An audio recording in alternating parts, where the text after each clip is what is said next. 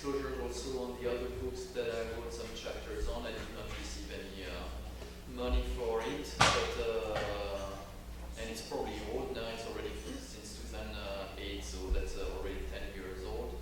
But if any of you have those Tarascon books in neurology and neurosurgery, there's some chapters that are well written by colleagues at Stanford and myself.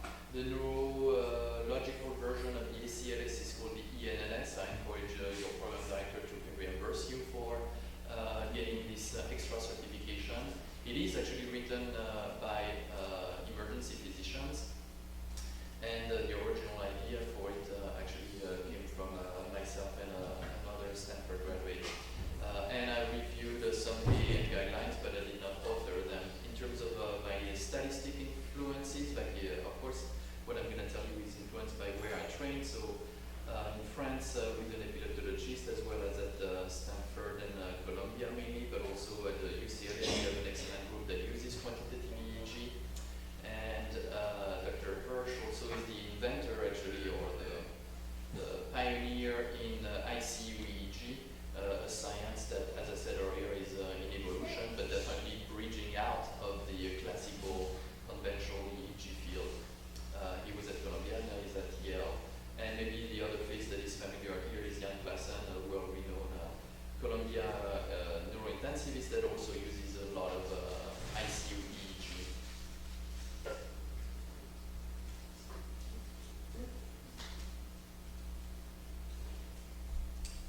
So how do we define a seizure before we even go further? So as some of you know, the ones that rotated with me have a little bit of a fanatic in terms of the choice of the words that we use, but English is a second language for me. But there is actually a lot of debates, and you'll see a lot of controversy in the literature about what is a correct term.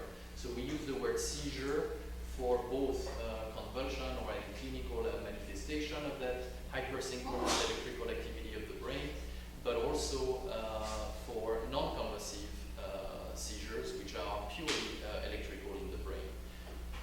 Don't confuse epilepsy and a seizure. Epilepsy is a disorder that predisposes you to have multiple seizures, as opposed to a seizure can be due to other type of disorders without epilepsy. So then that leads to the issue of when you hear the term non-epileptic seizures, what do you mean by that? That could be a very real seizure or organic seizure if you prefer. That could be due to hyponatremia or uremia that is going up. But that just means that you're not going to develop epilepsy from it. So do we mean non-epileptic seizures as the guy is faking it, if you prefer? Or do we mean non-epileptic seizures as he had a seizure but he doesn't have epilepsy? That's unfortunately a misleading term that can be meaning two things. Neurophysiological changes also in the brain, or metabolic derangement is also a misnomer, because actually people don't know, do you really mean that it is a metabolic rate of the neurons that is altered, or do you really mean that there's a chemistry abnormality in the bloodstream that is triggering that seizure? And finally, physiological versus psychogenic is also a misnomer, because as you know from your psychiatry group, the whole world of the biology of psychiatry is going to tell you that it is physiological too. Nothing is just crazy versus non-crazy, right?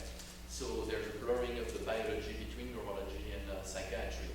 Here are the causes of physiological derangements that will lead to seizures and not necessarily epilepsy, of course. So you're all familiar with that. Renal failure, disequilibrium during the dialysis, the sugar, the too high or too low, non-ketonic hyperglycemia, hypocalcemia, all those disorders. And of course, the last one, cerebral anoxia, is also a big contributor of seizures. So as we said, don't use the word epilepsy too loosely, and therefore the term anti-epileptic drug is a misnomer too, right? Because no drug prevents epilepsy. If you have multiple seizures and you have a propensity in your brain to develop multiple seizures, unfortunately in 2019 we don't have a drug that is curing epilepsy.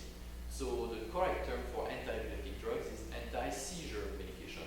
Why not anticonvulsant? That's another term that you probably heard. Well, because the anticonvulsant drugs are actually anti-seizure. They don't only cover convulsions, but they also stop your electrical activity in your brain. So the correct term is anti-seizure medication.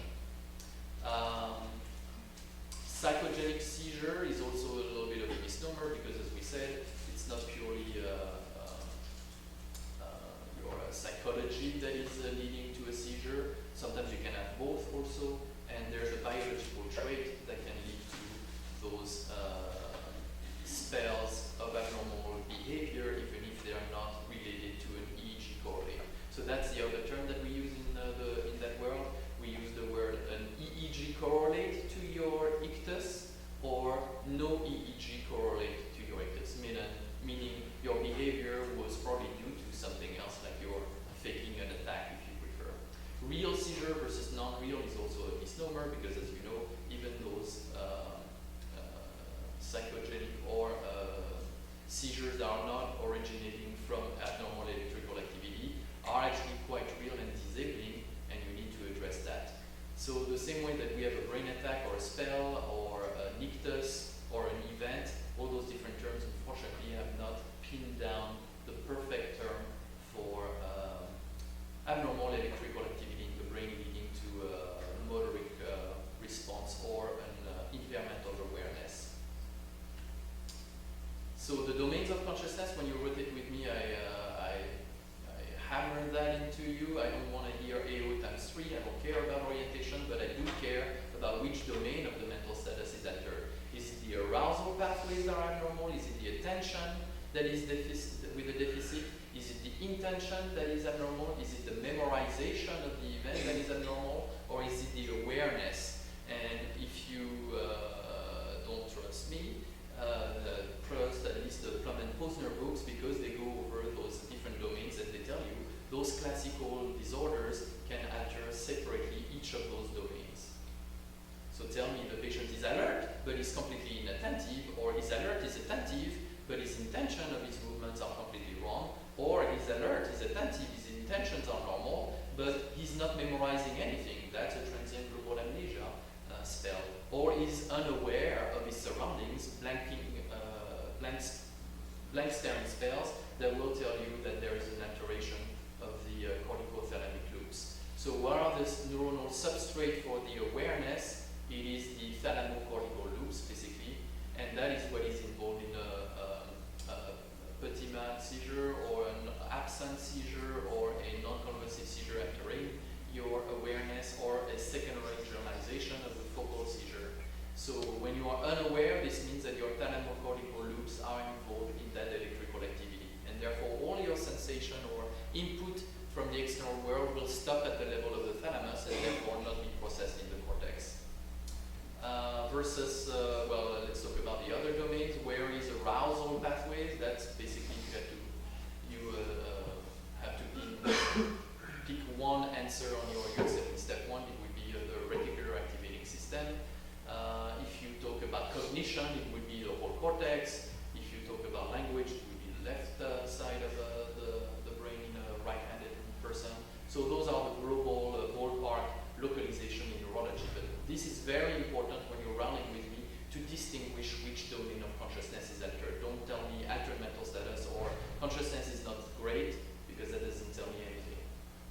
So back to seizures, what do you need to ask in the ED? Well, that's the big, I'm sure you all know that. What were the triggers? Was there an aura? Is it a complex partial seizure? Or is there a generalization right away? Is there an absent seizure, meaning a blanking stare that is completely unaware and there's no post-ictal state? And finally, for the generalized tonic-clonic seizures, that's pretty much more obvious because the patient is stiffening and then having those clonic movements. By the way, that's another thing that I dislike when people always abuse of that term, generalized tonic-clonic seizure, when they see clonic movements. If you see only the clonic phase, don't call it tonic-clonic. Tonic means tonic, means stiffening. So if you did not see the stiffening, just call it a generalized convulsion. But classically, a generalized epilepsy will lead to first a tonic phase with extensor like this, then the clonic movements. Simple partial seizures can give you any type of motoric response or abnormal activity that depends on where in the brain it is originating. Complex partial seizures are basically the same, except that there's an alteration of consciousness, whether it is the perception of everything or complete unawareness. I just told you the thalamocortical loops must be disrupted, or because it's involving the entire cortex, obviously there will be no consciousness. This is the tonic phase where you see here an example of that, and then the clonic phase, well, you would need the video to see the movements like this. And this is the electrical correlate to a generalized tonic-clonic seizure, which is basically spike and waves. We'll zoom on that and I'll teach you the very basics. You'll see in half an hour you'll be confident on what is a seizure, but that is an unequivocal seizure here. A spike and a wave, and I'll zoom on it later, but you'll see that it is at 3 Hertz. So yeah, let's go over that. This is what I was drawing every day. I should have done it better and do a beautiful PowerPoint on that, but teaching neurosurgery PAs at my prior institution, I was telling them, yeah, you can learn easily what is a seizure. So first, an epileptiform discharge, that's the old nomenclature. Actually, the new nomenclature is discharge. We don't use the word epileptiform anymore because I just told you the last 15 minutes of my talk was about terms in neurology, and I just told you that the word epilepsy is a misnomer. What we truly mean is seizures or ictal. So here, a discharge or an ictiform discharge, if you don't want to use the word epileptiform discharge in new nomenclature, is basically either a spike or a sharp, or even ideally, the one that are the most alarming ones are a spike and wave. So it's a straight line followed by a wave like this. So that's an epileptiform discharge or ictiform discharge if you prefer, and that is basically a spike and a wave. Once you have between those 2 bars that you see here, if you know on your screen that it is 1 second, then you can calculate the frequency. 3 Hertz means that there is 3 spike and waves per second. Another type of discharge, by the way, it's not only sharp spikes and waves. Sometimes epileptiform discharges are actually something that looks like slowing. Slowing usually means a structural lesion or edema in one area of the brain. However, or global slowing means that you're going into sleep or that you're sedated. However, if you have rhythmic delta activity, so those kind of waves like this, if it is pretty rhythmic, meaning it's pretty compact and close to 3 Hertz, it is also alarming. Not every rhythmic delta activity is just a slowing. Some of them are actually ictiform, or if you prefer, epileptiform, and worrisome about seizures. Let's progress towards what constitutes a seizure. Right now I'm telling you about discharges, and I'm going to tell you once discharges become with criteria X, Y, and Z, it becomes a seizure. So discharges can be throughout the entire page of your screen, there and there and there in the brain, meaning in different areas of the brain. When that is the case, basically they're sporadic, isolated discharges. Once it's coming from one area of the brain all the time, then you can call them periodic lateralized epileptiform discharges. But as I told you, the new nomenclature got rid of the E, so the new nomenclature calls them LPDs, lateralized periodic discharges. That tells you that one area of the brain, so here for instance the left frontal area, is irritable and at risk of developing a seizure subsequently. If you have bilateral periodic discharges, but they're independent, not synchronous, then we call them bilateral independent periodic discharges. And finally, when they are bilateral, synchronous, with the same morphology, the same amplitude, the same frequency, boom, boom, boom, you see here the rhythmicity or the periodicity of it, then you call them generalized periodic discharges. We're almost there about what is a seizure. So when you go to a rhythmic pattern, that means that not only it's periodic, coming at a certain time, bop, bop, bop, bop, but now it's becoming rhythmic, meaning it's very fast. Either you're reaching 2.5 or 3 Hertz, or that wave goes from one to the next one. So that is called rhythmic. The term periodic means it comes at a certain period. The term rhythmic means that that period is so short that you go from one wave to the next one, or you reach 3 Hertz. Rhythmic discharges are almost seizures. So what is the last criteria to call it a seizure? It is rhythmic discharges that are spreading in geography and fluctuating in their frequency. So if I transform that into music, this would be pop, pop, pop, pop. Those are GPDs. Rhythmic discharges are pop, pop, pop, pop, pop, pop, pop, pop, pop, and a seizure is so that is basically the thing that we knew already 10 years ago, and this transformation into music is what was used by the Cerebell developers to make it even simpler for anybody to recognize what is a seizure. So don't tell me, and I've even heard a neurology resident, probably one of you remembers me almost shouting at them. How can you say that the report says no epileptiform discharges, but you have seizures? Seizures are epileptiform discharges. So you need to tell me those discharges are isolated or periodic or rhythmic, and if they are rhythmic with a spatial temporal evolution, then they are a seizure. So the classic report of an EEG should have background and then ictal or epileptiform activity, and then inside that epileptiform activity you can describe those discharges, and if they evolve into seizures you need to report that. So this is what LPDs look like, lateralized periodic discharges. You see a spike and a wave, and the frequency here is 1 Hertz. They come from the left area, because this is the left area of the brain, the right area of the brain, the left area of the brain, the right hemisphere. So here you have LPDs, lateralized periodic discharges, a spike and a wave. Here you have also, but they're less sharp, right? It's like you could sit on that, as opposed to here it's very spiky. If you were a little miniature yourself and you were trying to sit on those squiggly lines. So here it's blunted, but it is still periodic discharges coming from the left area of the brain. Those are LPDs also. Sorry, I didn't tell you about alpha, beta, and all that, sorry. So it's super simple. The frequency and the morphology play a role, and then we distinguish in EEG what is an alpha rhythm. It is a beautiful sinusoidal wave between 8 to 12 Hertz. When you have alpha or even beta activity, which is even faster frequencies between 13 and 30 Hertz, then you are alert. So alpha and beta means fast frequencies and low amplitude in your brain. It is an alert person.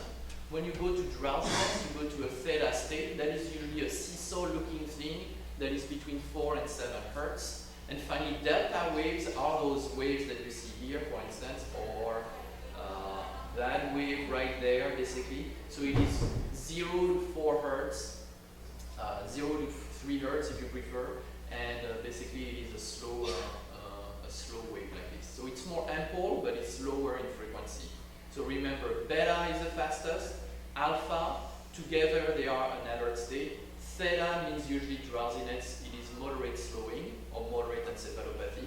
And if you have delta throughout your recording, you have a severe encephalopathy or severe slowing, or in an alert state, and then you go into that state that could be also very benign, like you are going into sleep. However, for sleep architecture, we need not only the delta, but we also need some superimposed features, but you don't need to know that.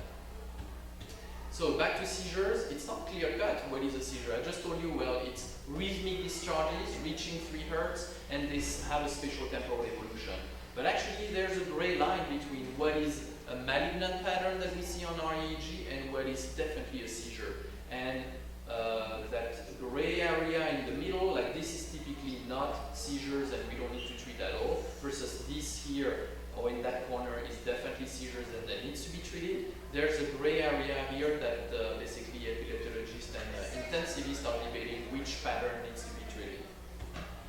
If you want to go even more fancy, I actually drew that in color and in 4 dimensions or even 6 dimensions.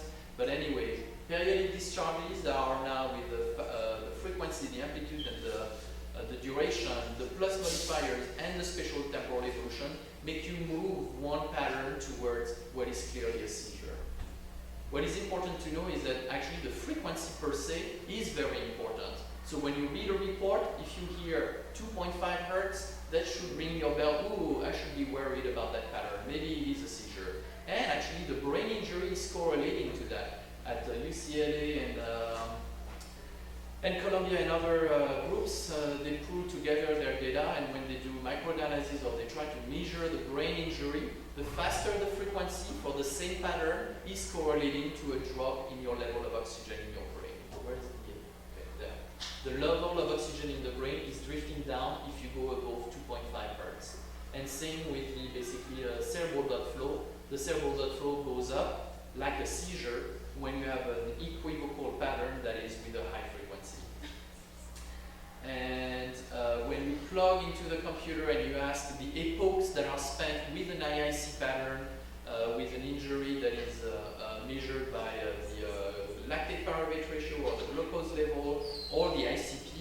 will also correlate not only seizures, but also those ILC patterns to injury in the brain. So don't tell me that there's no data. That's something that you're going to maybe read in some of your articles. Oh, non-convulsive status epilepticus or non-convulsive seizures are benign. You don't need to treat them as aggressively as status epilepticus. Yes, maybe you don't need to treat them as aggressively, but they are not benign at all. There's data from UCLA in Columbia that actually non-convulsive seizures and actually even an IIC pattern, an ictal-interictal pattern on the continuum that is alarming enough can injure the brain. Here is a video of a very subtle myoclonus, but I don't know if it's going to work. No, because it's a PowerPoint. Sorry. So we don't have to have my computer to play that, but that's another issue that we have. Like when we call it clinical or non-clinical, what do you mean? Like a convulsion, that's pretty straightforward. However, little twitches of the finger like this can be a sign of a subtle myoclonus due to status epilepticus. Same in the feet, but the video will not work. No. That same patient had those spikes and waves here at 3, 4, 1, 2, 3, 4, 5 hertz. There was discharges coming from the right temporal area, correlating to the myoclonic movements in the extremities. Then you, of course, sometimes have an EEG that will be masked by the superimposed muscle activity. So since I was teaching you delta, theta, alpha, beta, let's finish it up. Gamma activity is even faster frequencies, and that just means that it's not coming from the brain, it's actually muscle artifacts. So the muscles can mimic a seizure, but also they can mask a seizure. Don't tell me, oh, this is just muscle artifact, the guy is not seizing. No, underlying the muscle artifact, and you can tell the computer to knock that out with a frequency filter, and you will see the underlying electrical activity, which is right there. So spike and waves, please remember that in your, memorize that this is a beautiful, I don't know, like a QRS, right, of an EKG. A spike and a wave like that is very abnormal. Then you calculate the number of hertz. So this is 1 second. So this is 1, 2.5, 2.5 hertz. This is a pattern that is worrisome. It is not just GPDs or generalized periodic discharges. This is a pattern that is worrisome about status epilepticus. Let's see, what time is it? I have 20 more minutes until we have the other technique. So there was a problem with room reservation. I guess they emailed Stephanie while she's out of town asking if we would change rooms and didn't do nothing about it. So they're asking us to move to lecture hall 1A because they wanted to switch us with another lecture hall 1A. You guys mind taking a pause and quickly walking over to the other room real quick, and then we'll continue there.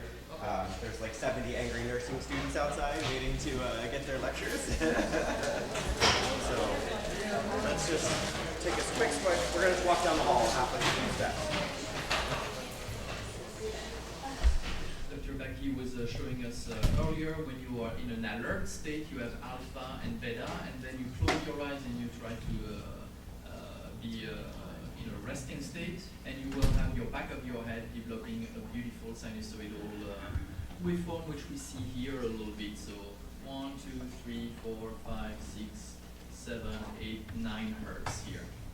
But on top of that, the background is disrupted by this sudden onset of here spike and wave, spike and wave, spike and wave, 4 hertz, now 5 hertz, fluctuating. You see the amplitude and the frequency fluctuates, and it evolves in space and in time.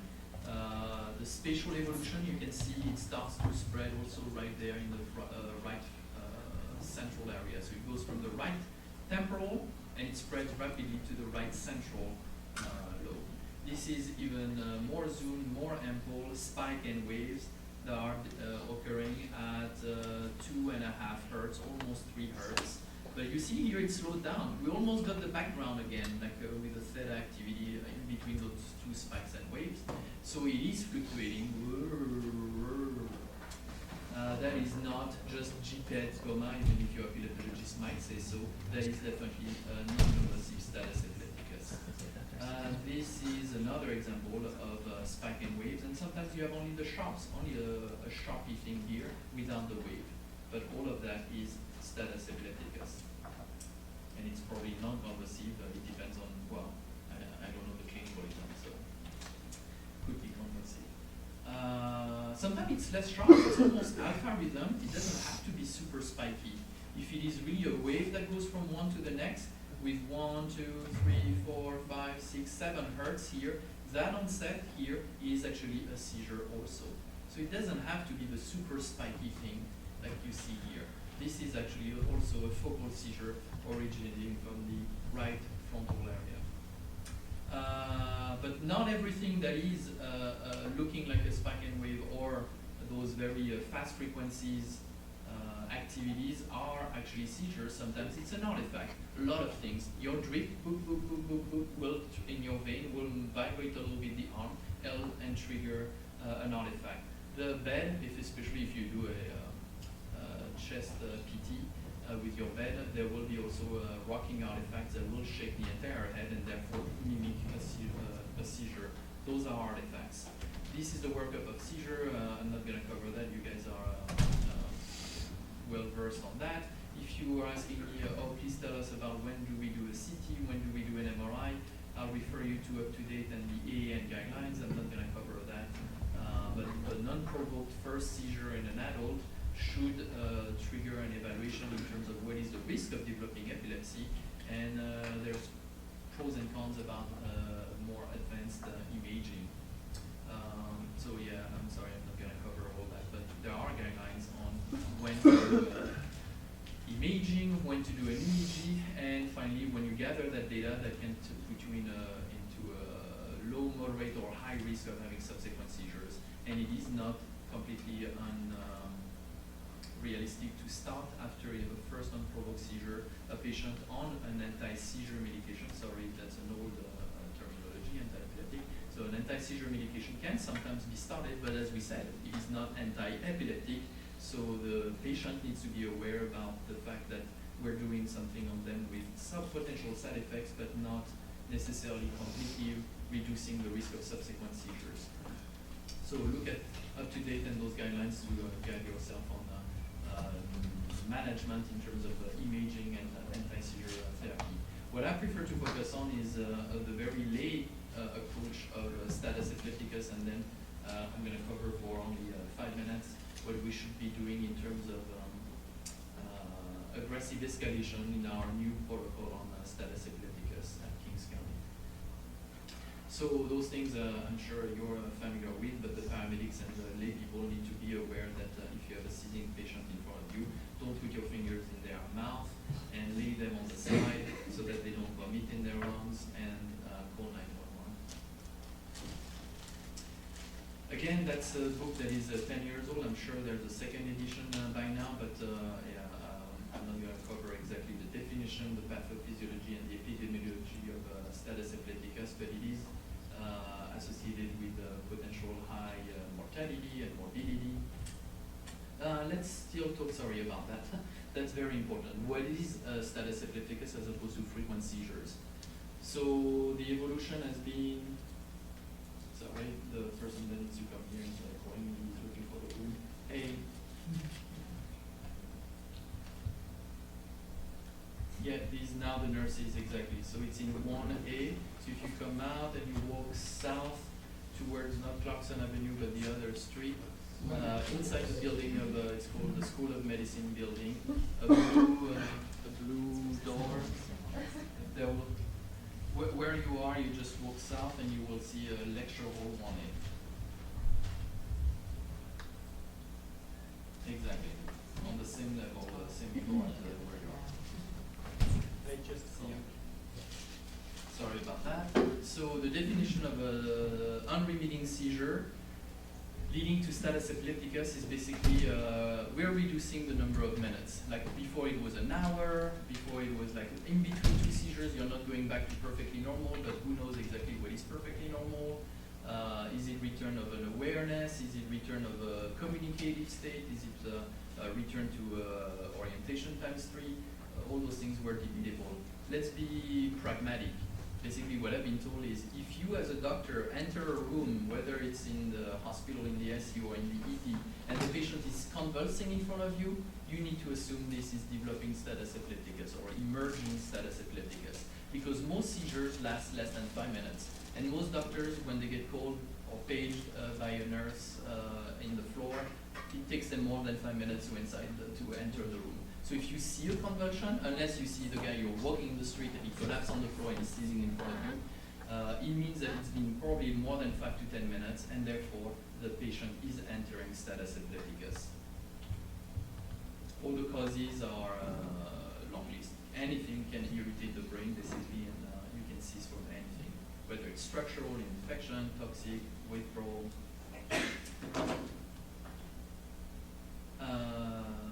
Refractory status epilepticus, I'll tell you what it means. It means that actually it failed the benzodiazepine and the load of either Keppra, valproate, or phenytoin. That those etiologies are a little bit different. Once you enter refractory status epilepticus, you need to pay more attention to an underlying cause that would be more severe, like an infection, or epilepsy, or metabolic disorder. Let's go over the management. So that was what I was writing in 2008. Benzo is the first line, that has not changed, but I'll tell you which one is better. Phosphenitoin is the drug of choice, that has changed. I was saying that Keppra is emerging in valproic acid. Well, now it has replaced phosphenitoin.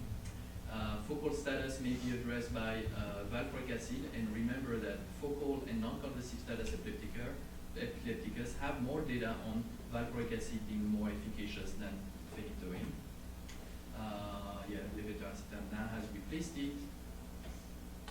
This is the logical progression. First 5 minutes you need to assess your ABCs and give the benzo. Then 5 to 25 minutes you need to load your drug, and I'm going to tell you that basically now we replaced everything with valproate, that suffices, or Keppra.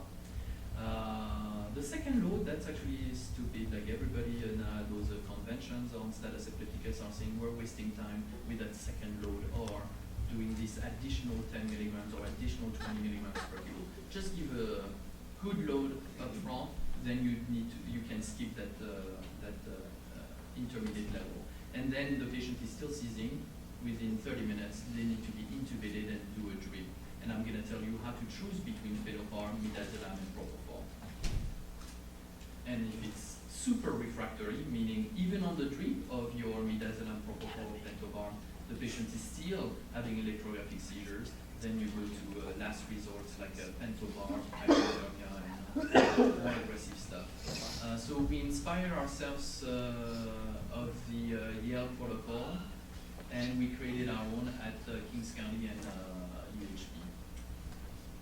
I'm going to put the Keppra on top here, unless my colleagues are feeling strongly that because there's more publications about valproate and esetride, valproate should be on top. But basically, what I bring to the table that my colleagues unfortunately have chosen not to address so clearly is I hate when I saw those guidelines or the things that you have in your pocket and it tells you do this or that or that or that or that. What do you mean or? We need to choose based on the side effects. So tell me which side effects are gonna prevent me from using one medication versus the other. So if you prefer, it is basically choose levetiracetam as your first line if you want, but don't do it if you have a psychiatric patient. Don't do it if the patient has a renal failure, and don't do it, of course, if they're allergic to Keppra. Second line then is valproate, but don't do it if the patient is actively hemorrhaging or having low platelets. And if they are psychiatric and active bleeding in their brain, then you go to the third line, which is phosphenitoin. But be aware that phosphenitoin triggers a lot of arrhythmias and hypotension, and therefore, if you cannot do that, then the last resort is lacosamide. So instead of telling you this or that or that or that, here I'm telling you, do Keppra for everybody, but not in psychiatric or renal or allergic patients. Do valproate as the second line if you prefer, and if you have active hemorrhage, you go to the third line, and if you have a hypotensive patient already or an arrhythmic patient, an AFib, don't give them phenytoin, you go to the fourth line. Lacosamide is the last one. All those things that are highlighted are just the things that I wanted to debate with my colleagues in epilepsy and give them a little bit of choice here. By the way, I want you to be aware of those different stages. Stage 1 means imminent status epilepticus, meaning you need to do all those ABCs and give the benzo. Once you need to give your valproate or Keppra, it is called stage 2. It's called established status epilepticus. And usually it means 15 to once that failed, it says here, please call neurology or neurocritical care in order to go to the next line. As I said, the next line is sometimes to give an additional dose, but people at the recent colloquium discarded that idea and said you should do an intermediate level if you want to avoid an intubation with low-dose phenobarbital rather than doing the valproate and the Keppra as an additional dose. So don't worry, I'm going to condense all that into removing it, basically. I'm going to tell you don't even need to do all that unless you're in focal status epilepticus or non-convulsive status epilepticus. But right off the bat, you can go from your load of lorazepam followed by valproate to right away the drip, which will be here. So the drip is stage 3. It's refractory status epilepticus, and you need to choose between midazolam, propofol, and pentobar. So here again, I don't like you to make your choices randomly. I'm telling you, it's midazolam first line, but you should not do it if you have an anoxic pool patient, so a cardiac arrest. If you are acidemic, please don't do that. If you are obese, there's like a long list of basically things that tell you there are those contraindications make you prefer propofol. Propofol is the second line, and you should not do it if it's not tolerated, if the patient is dropping his blood pressure too much, and then you can go to pentobar.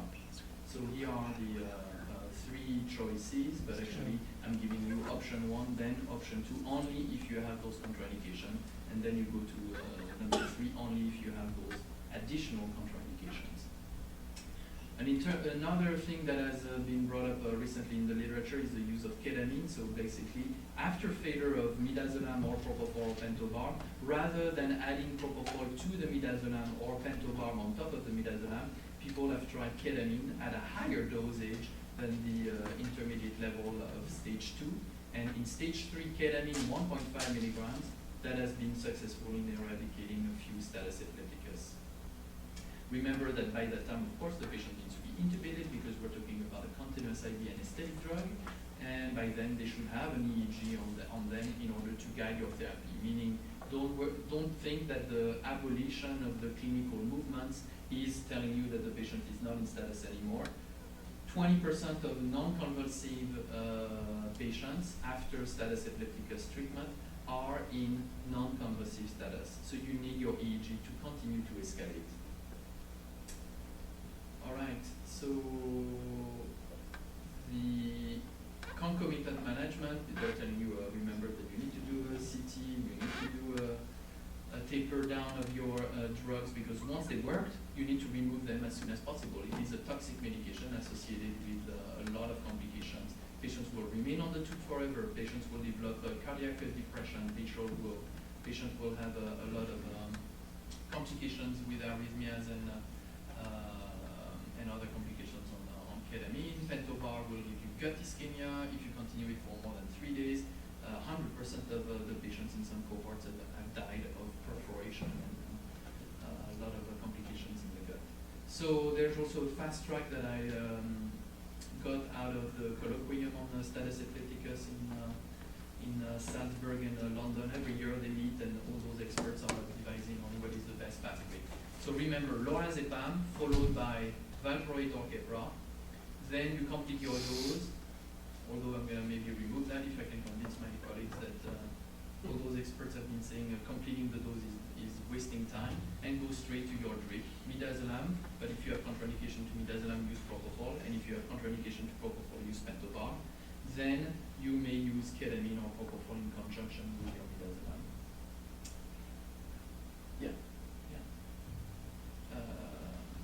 So that is it. I told you that residual electrographic status epilepticus after convulsive status is very frequent, about 20% of patients. Oh, the burst suppression pattern, that is not the goal. So we remove that. I want you to know why. EEG burst suppression has still been associated with necessarily an increase in your status epilepticus control.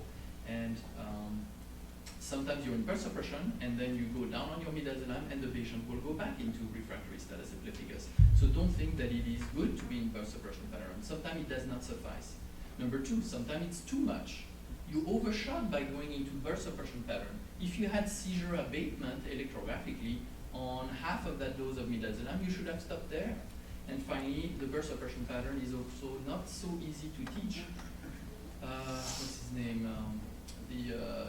promoting burst suppression pattern and teaching his nurses in the ICU a long time ago at UCLA, but also at Rush. Tom Black was saying, at least burst suppression pattern, I can tell any nurse, you have those bursts and then flatline a burst, that is good. But actually, we've noticed that some other patterns were misconceived as burst suppression pattern. Then you need to go into the nuances of how big are your bursts, how much suppression there is, so that's not a good thing. So now we're looking for suppression of the activity, not burst suppression pattern. Let me finish with a flow sheet on the distinction, since there was already some questions this morning about when to use Cerebell and when to use biosignal. They're both with good things and bad things about it. I don't have much time since I want you to learn more about Cerebell, but let's summarize all that. Cerebell, as you just heard briefly earlier, and you're gonna hear about it more in details now, is a hairline EEG that will be above your head and faster application than biosignal, but less coverage of the vertex.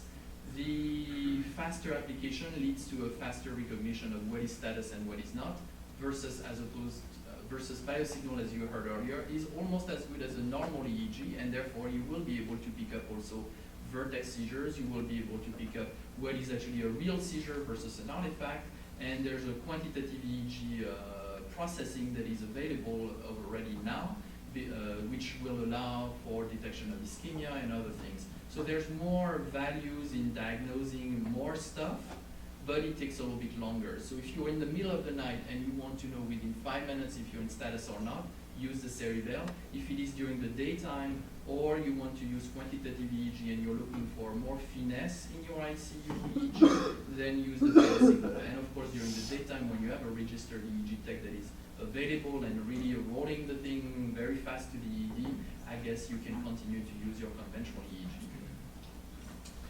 What is so basically working hours in the ED versus the ICU versus the floor. All this workflow is in debate and evolution. We need to continue to use those two technologies and see where are the pros and cons about each of those indications. But long story short, you can use both, and it will be definitely more valuable than just waiting for the EEG tech. Let's be real. You call neurology, we call the EEG tech, they get the approval of the epilepsy attending, then they roll the device, then they apply it 45 minutes, then they roll the device out, disconnecting the patient, to go to load the EEG file onto the server, then they call the EEG attending, then they look at the data, and then 1 hour later you know that your patient was in status. That's not acceptable. So we want to accelerate the workflow and streamline the process. And those two technologies will bring a lot to the table with different indications for each. Is that something we can get distributed? That chart would be very helpful. Yes, but I want to have some revision. There's a few things that some leaders are disagreeing with. There's a few things that we need to make sure that the ED leadership is comfortable with. It's in evolution, but as soon as it is sealed and vetted by every leader, we will distribute that and we'll let you know exactly when to use Cerebell, when to use biosignal, and when to wait for the EEG tech. I just want to finish with you embracing neurocritical care and actually become a member of the Neurocritical Care Society, get your ENLS training, rotate with me, and it's only 1 year for you if you do EM, then critical care, then neurocritical care, or if you want to do neurocritical care after your residency, 2 years of neurocritical care and you can become a neurointensivist. It is a fun field.